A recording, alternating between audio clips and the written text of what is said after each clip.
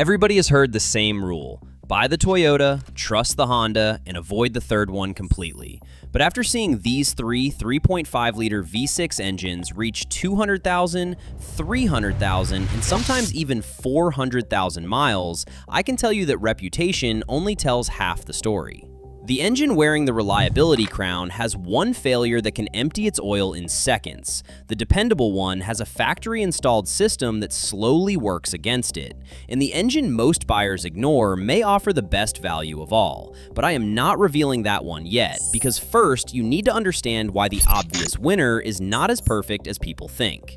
Let's start with Toyota. The two GR V6 appeared in the Camry, Avalon, Highlander, Sienna, and much of the Lexus lineup. The older version is one of Toyota's strongest modern V6 engines. It uses a forged steel crankshaft, strong connecting rods, and a timing chain. Earlier port-injected versions also help keep the intake valves cleaner than many direct injection engines. That foundation is why these engines regularly cross 300,000 miles unopened. Some approach 450,000 miles on the original block. So why is it not an automatic winner? Because once you move outside that strong bottom end, the bills begin. On engines built through early 2008, Toyota used a variable valve timing oil line with a rubber section. Heat eventually makes it brittle. When it splits, it can dump most of the engine's oil onto the road before the driver realizes what happened. Toyota launched a service campaign, but some replacement hoses still contained rubber. The better repair is the later all-metal line used on certain Lexus models. If you see rubber near the oil fill area, replace it. That small pipe can separate a Toyota that lasts another 200,000 miles from one that destroys itself during a single drive.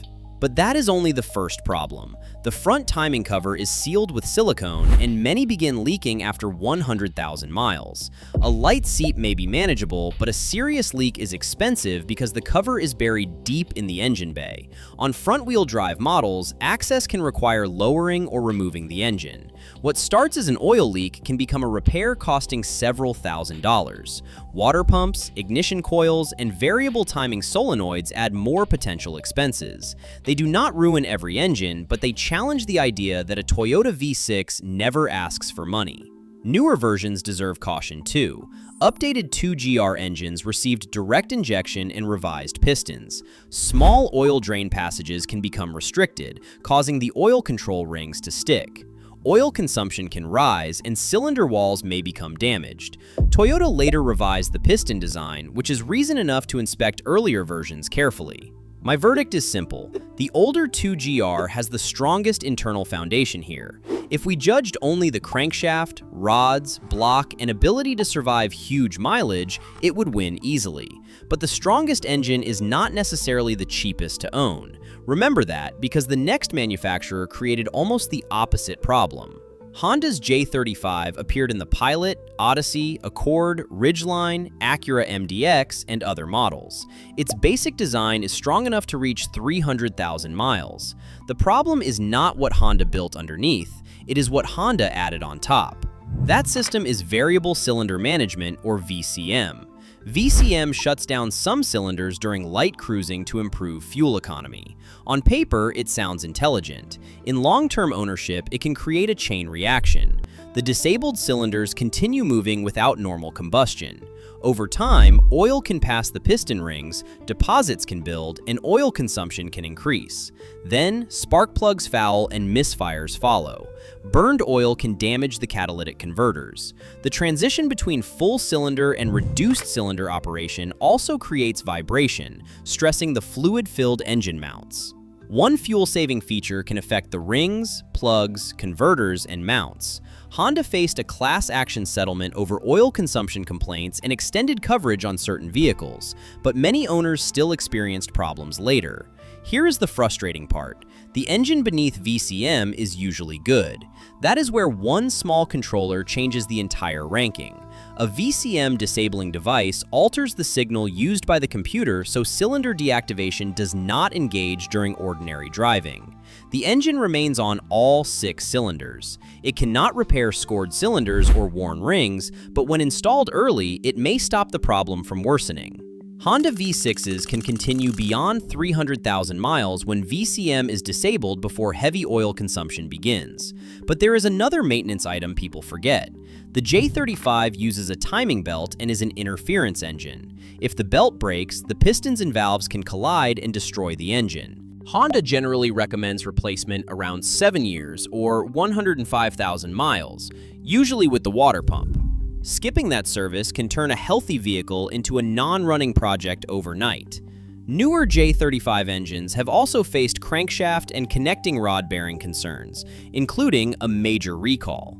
So the Honda is the heartbreaker here. The underlying engine is capable, but factory technology and maintenance requirements can work against it. Disable VCM early, maintain the timing belt, and the Honda moves much higher. Leave everything untouched, and it may become the most expensive engine here. Now we finally reach the one most people already decided not to trust. The Nissan VQ35 powered the Maxima, Altima, Murano, Pathfinder, 350Z, Infiniti G35, and several other models. Mention a Nissan V6 and somebody will immediately bring up oil burning. For the early VQ35DE, that reputation is often deserved. Some early engines suffered from weak oil control rings and cylinder finishing problems. Their catalytic converters also sat close to the engine. When the converter material deteriorated, particles could be pulled toward the cylinders and scratch the walls. Whether the failure began with the rings, converters, or both, the result was often serious oil consumption. Certain high-output manual models from 2005 and 2006 were especially bad. Some consumed a quart within only a few hundred miles. Nissan replaced complete engines in certain cases.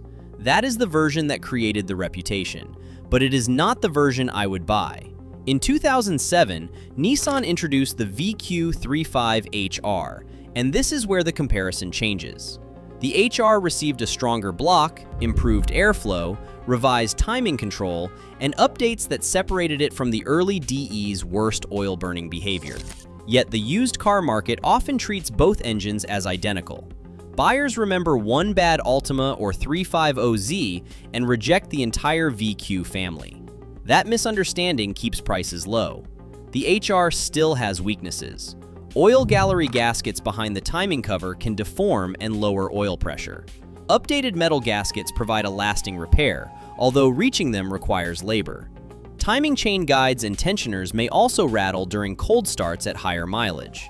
That usually means the timing system needs attention, not that the whole engine is finished. The difference is value. Used VQ engines are inexpensive, and even a major repair may cost less than a Toyota timing cover job or a Honda ring repair.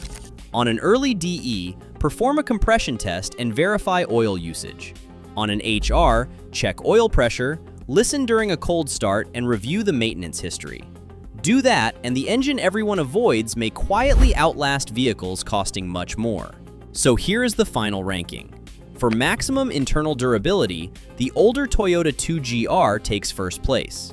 Its bottom end is strongest, but buyers must inspect the oil line, timing cover, water pump, and exact generation. For the best value, the Nissan VQ35HR is the sleeper. The early DE deserves caution, but the later HR can deliver enormous mileage for far less money. The Honda J35 finishes last in factory form because VCM can turn a strong engine into an oil-burning repair bill. Disable VCM early, replace the timing belt on schedule, and it climbs right back into the fight. Toyota wins the longevity contest. Nissan wins the value contest. Honda becomes competitive only after you remove the feature working against it. And that is why the engine people throw away may be the one worth buying.